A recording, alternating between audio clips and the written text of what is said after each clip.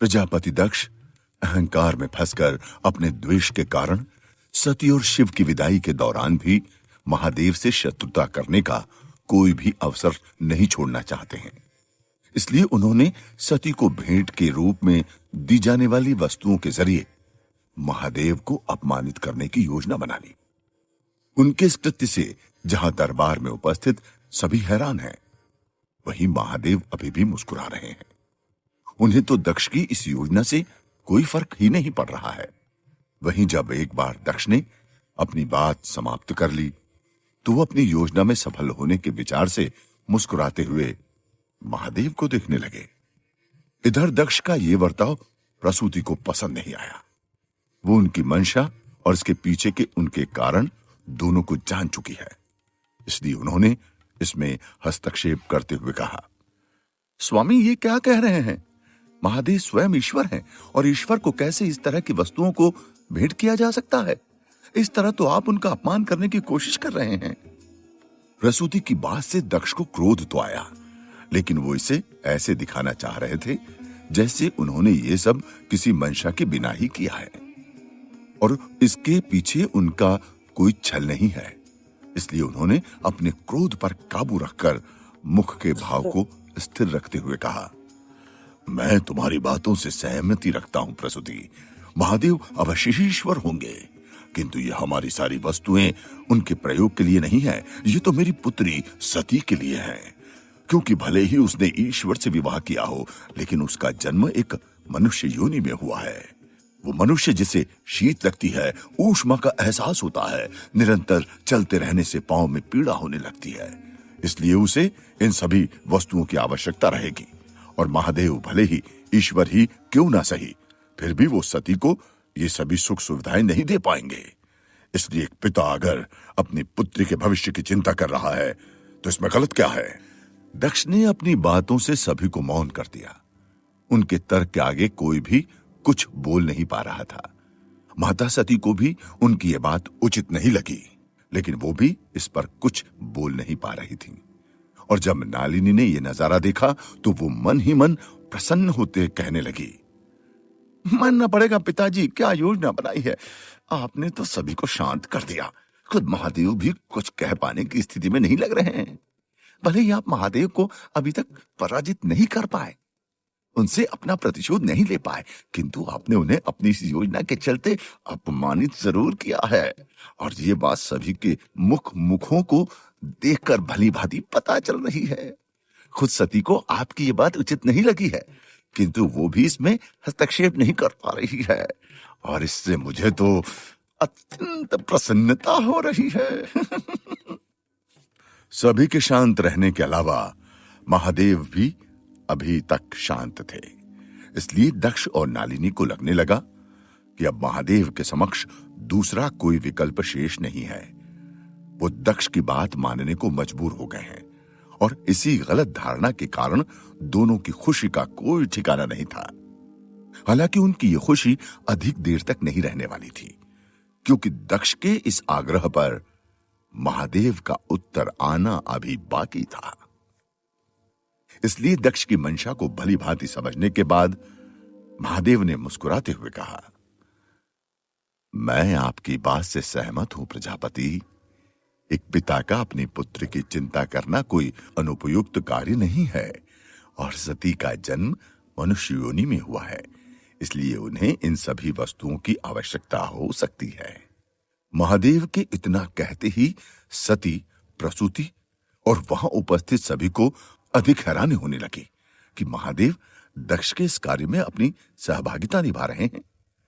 जबकि दक्ष और नालिनी के चेहरे की प्रसन्नता और अधिक बढ़ गई। वहीं थोड़ा रुककर महादेव ने अपनी बात जारी रखी, किंतु प्रजापति, संभवतः आपको इस बात का बोध नहीं है कि सती का जन्म एक विशेष कारण से हुआ है। वो स्वयं आदि शक्ति हैं। वो आदि शक्ति जो अनंत काल से मेरा अंश रही हैं, वो और मैं एक ही हैं। इसलिए सती को इन वस्तुओं की कोई आवश्यकता नहीं पड़ने वाली। अब प्रकृति ही उनका घर है, इसलिए सती को किसी भी वस्तु की आवश्यकता नहीं है प्रजापति। महादेव की बात पूरी होते ही सती और प्रसूति के मुख पर राहत की रेखाएं नजर आने लगी, जबकि दक्ष इससे कहां खुश होने वाले थे। फिर भी उन्होंने आगे कुछ नहीं कहा और मन ही मन अपनी इस योजना के भी विफल होने के कारण महादेव को भला बुरा कहने लगे। इसके बाद सती भगवान विष्णु के मंदिर में आशीर्वाद लेने चली गई और वापस आकर उनकी होने वाली विदाई को लेकर सभी की आंखें नम थी। परिवार के सभी लोग विचलित थे। दक्ष पूरी तरह से मूक थे। उनकी भी आंखों में आंसू थे, लेकिन महादेव के प्रति उनका द्वेष अभी भी उनकी आंखों में नजर आ रहा था। सती जाकर उनके गले से लग गई और थोड़ी देर वो ऐसे ही रहीं। फिर वो अपनी मां प्रसूति के करीब गई। प्रसूति की आंखें भी पहले से ही नम थी और सती को अपनी ओर आता देख दोनों रोते हुए एक दूसरे के गले लग गए।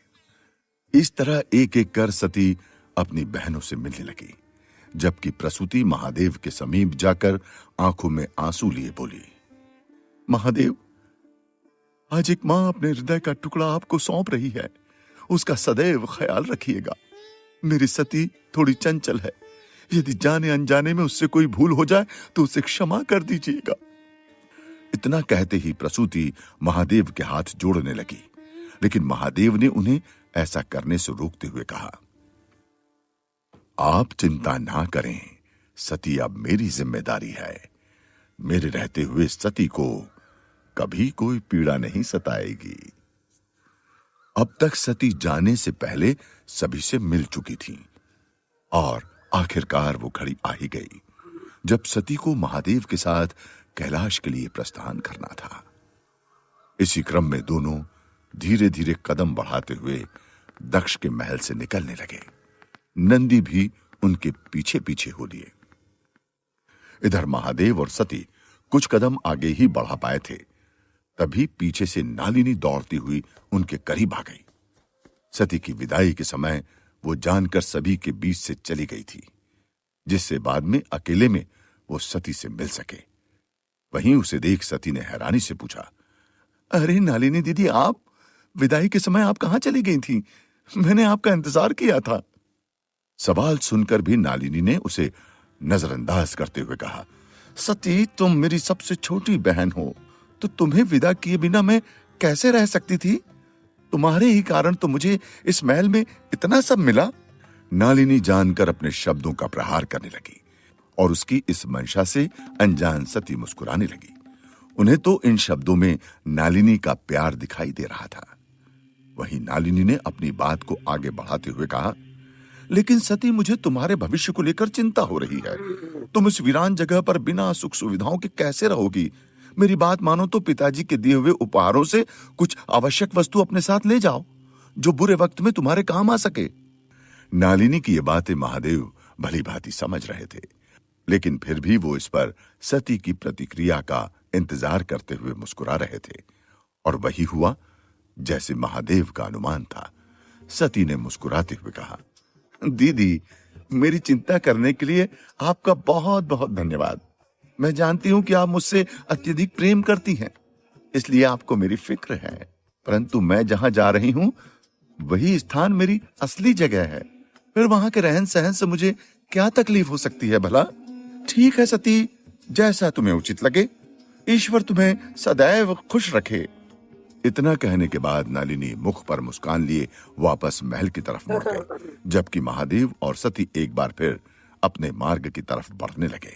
इधर माता सती की विदाई की जानकारी असुर सम्राट तारकासुर तक पहुंच चुकी थी, जिसे जानकर वो तनिक भी शांति से नहीं बैठने वाला था। इसलिए उसने अपने सिंहासन से खड़े होते हुए देर की रात से कहा, उधर महादेव और सती प्रजापति दक्ष के महल से विदा हो चुके हैं। जल्द ही वो कैलाश भी पहुंच जाएंगे और महादेव को पुत्र की प्राप्ति भी हो जाएगी। किंतु तुम कुछ मत करना, वो इसी प्रकार बैठे हुए मेरी मृत्यु का तमाशा देखेगा। अपना सिर झुकाते हुए सर्विंग वालों के लिए निकाले हुए हमने फॉर्म। नहीं नहीं असुर सम्राट, ऐसा नहीं होगा। मैं सर्विस वालों के लिए जैसे निकालेंगे बता दूंगा मैं। तीरकिराज कुछ कहता उससे पहले ही तारकासुर उस पर गरजा, अगर ऐसा नहीं होगा तो कहां है वो असुर जो सती की हत्या करने का सामर्थ्य रखता हो?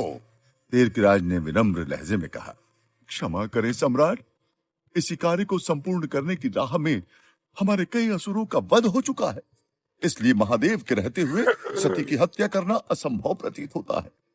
और अब बड़े से बड़े मायावी असुर भी इस कार्य को करने से मना कर चुके हैं। तारकासुर ने क्रोध में आकर कहा, मूर्ख कायरों जैसी बातें मत करो। मत भूलो कि मेरे नाम से आज भी देवता थर थर कांपते हैं, और इतने शक्तिशाली असुर सम्राट की विशाल सेना में एक भी असुर ऐसा नहीं है जिसमें सती की हत्या करने का सामर्थ्य हो, जो महादेव के सामने भी बिना डरे खड़ा रहे। इसके बाद तारकासुर के दरबार में मौजूद सभी ने अपनी निगाहें नीची कर ली, जैसी कोई भी सती की हत्या करने का जोखिम नहीं लेना चाह रहा हो। तभी दरबार में एक आवाज गूंजी, मैं करूंगा सती की हत्या। इसके बाद सभी का ध्यान आवाज की दिशा में चला गया, जहां अपने गले में सिंह लिए एक भयानक असुर नजर आया। उसे देखते ही तारकासुर को उम्मीद की किरण नजर आने लगी, और वो खुश होते हुए बोला, वाह वाह, चलो मेरी सेना में कोई तो वीर है। क्या नाम है तुम्हारा, और किस तरह की मायावी शक्तियों का इस्तेमाल कर सकते हो? तभी तीरकराज ने कहा, सम्राट, ये छलासुर का भाई बलासुर है। इससे पूर्व महादेव ने सती के प्राणों की रक्षा करते हुए इसी के भाई की हत्या की थी। इतना सुनते ही बलासुर गुस्से से चिल्लाने लगा, हाँ, छलासुर मेरा ही भाई था। सती के कारण महादेव ने उसकी हत्या कर दी, और अब मैं इसका बदला सती की हत्या से लूंगा। वहीं उसकी ताकत का पता लगाने के लिए तारकासुर ने पूछा, लेकिन तुम्हें लगता है कि तुम इस कार्य में सफल हो पाओगे? क्योंकि छलासुर तुमसे अत्यधिक बलशाली था, फिर भी वो महादेव के सामने टिक नहीं पाया, और तुम्हारा तो जिक्र ही मैंने आज सुना है। बलासुर ने जवाब दिया, सम्राट, भले ही आपने मेरे बारे में अभी तक नहीं सुना है, किंतु जब मैं सती की हत्या करूंगा तब तीनों लोकों में मेरे नाम का भय होगा। अच्छा, और ये होगा कैसे? उत्सुक होकर तारकासुर ने सवाल किया, लेकिन इसका जवाब बलासुर की जगह तीरकराज ने देते हुए कहा, सम्राट, बलासुर ठीक कह रहा है।